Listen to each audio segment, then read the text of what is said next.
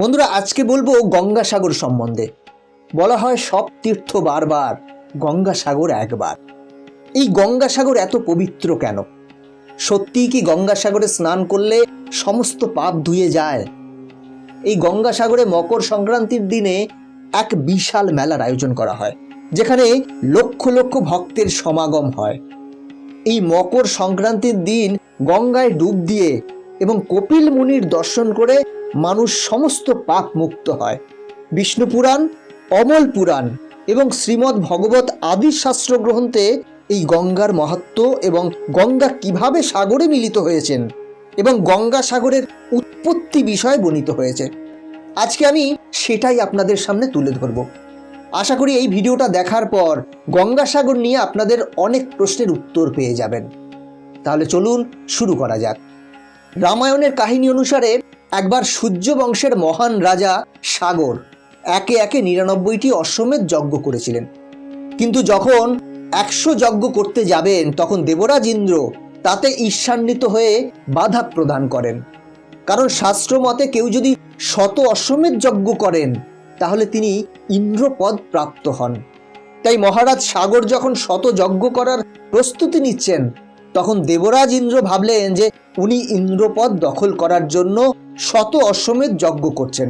তাই অশ্বমেধ যজ্ঞের যে মন্ত্রপুত অশ্ব ছেড়ে দেওয়া হয়েছিল, ইন্দ্র সেই যজ্ঞের ঘোড়া কপিল মুনির আশ্রমে বেঁধে রেখে দিয়েছিলেন। রাজা সাগরের 2 রানী ছিলেন, কেশিনী এবং সুমতি। কেশিনীর অসমঞ্জ নামে এক পুত্র ছিল এবং সুমতির 60,000 পুত্র ছিল।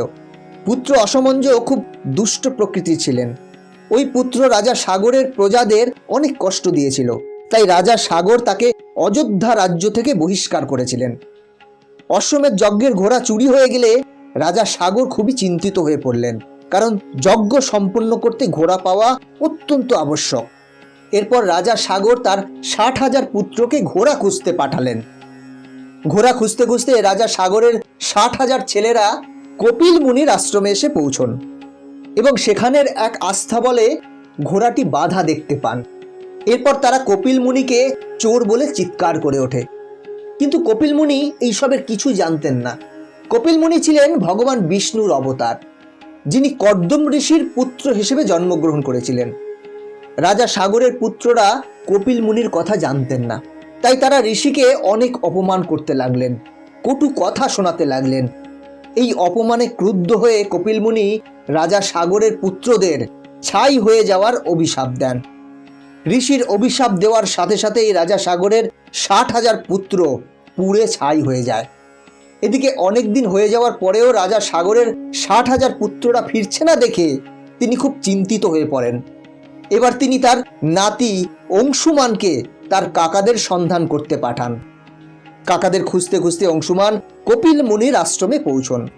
সেখানে তিনি যখন দূর থেকে যজ্ঞের ঘোড়া ও হাজার হাজার কঙ্কাল এবং ছাই দেখেছিলেন, তখন তিনি সহজেই বুঝতে পেরেছিলেন যে ঠিক কি ঘটেছিল। এরপর অংশুমান কপিল মুনির কাছে গিয়ে স্তুতির দ্বারা তাকে প্রসন্ন করেন এবং তার আশীর্বাদ প্রার্থনা করেন। কপিল মুনি খুশি হয়ে চোখ খুললেন এবং অংশুমানকে বললেন, বলো বৎস, তুমি কি বর চাও? তখন অংশুমান অশ্বমেধের ঘোড়া এবং তার 60,000 কাকাদের জীবন ফিরিয়ে দিতে বললেন। এরপর কপিল মুনি অংশুমানকে অশ্বমেধ যজ্ঞের ঘোড়া নিয়ে যেতে দিয়েছিলেন এবং বলেছিলেন যে রাজা সাগরের কোনো বংশধর যদি ভগবানকে তুষ্ট করে মা গঙ্গাকে এই স্থানে নিয়ে আসেন, তবেই তার কাকারা মোক্ষ লাভ করে স্বর্গ প্রাপ্তি লাভ করবেন। এরপর অংশুমান ঘোড়া নিয়ে অযোধ্যায় ফিরে আসেন, আর এর ঠিক পরেই রাজা সাগর যজ্ঞ সম্পন্ন করেন।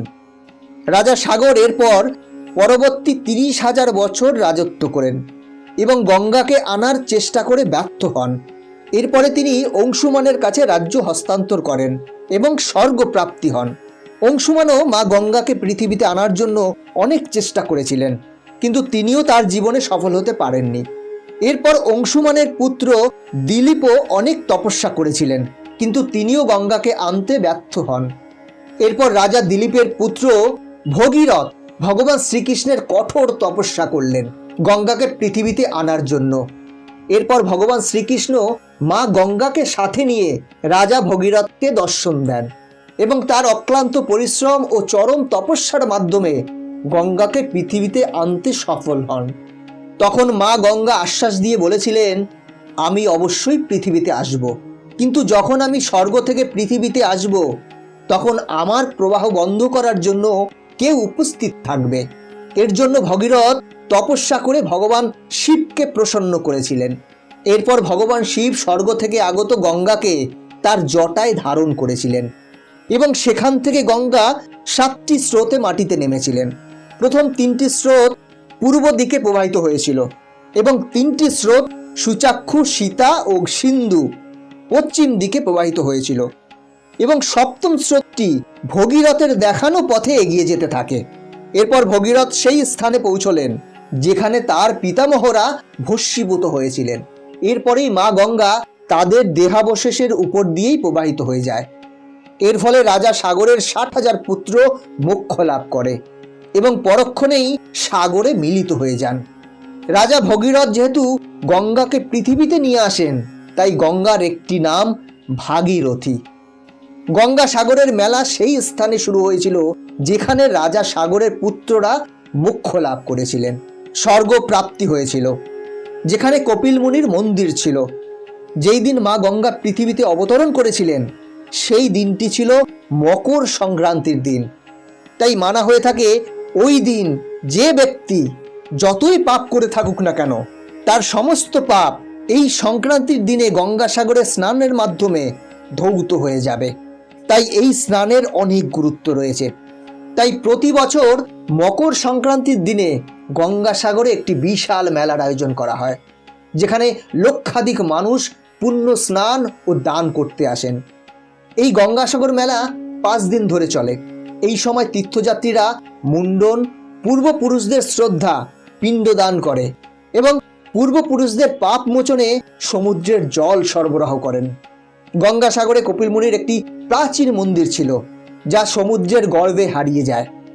1973 সালে এখানে কপিল মুনির একটি নতুন মন্দির নির্মিত হয়, যেখানে ভক্ত এবং তীর্থযাত্রীরা দর্শনের জন্য যান। গঙ্গাসাগর হলো গঙ্গা নদীর একটি ছোট্ট দ্বীপ, যার জনসংখ্যা প্রায় 2 লক্ষ এবং আয়তন 282 বর্গ কিলোমিটার। সাগর দ্বীপের এক পাশে বঙ্গোপসাগর, অন্যদিকে বাংলাদেশ। এই সুন্দর দ্বীপের বেশিরভাগ এলাকাই ঘন বনে ঢাকা। কপিল মুনির মন্দির ও আশ্রম ছাড়াও এখানে রয়েছে মহাদেবের মন্দির, শিব শক্তি মহানির্বাণ আশ্রম, ভারত সেবাশ্রম সংঘ এবং ধর্মশালা। তাই বন্ধুরা, প্রত্যেক হিন্দু ধর্মাবলম্বীদের জীবনে একবার হলেও অবশ্যই পুণ্য গঙ্গা স্নান ও কপিল মুনির দর্শন করা উচিত। বন্ধুরা, আজকের ভিডিও এ পর্যন্তই। ভিডিওটা কেমন লাগলো কমেন্ট করে জানাবেন। এই চ্যানেলে নতুন হলে চ্যানেলটি সাবস্ক্রাইব করে বেল আইকনটি প্রেস করে রাখবেন পরবর্তী ভিডিও দেখার জন্য। ভালো থাকবেন, সাথে থাকবেন।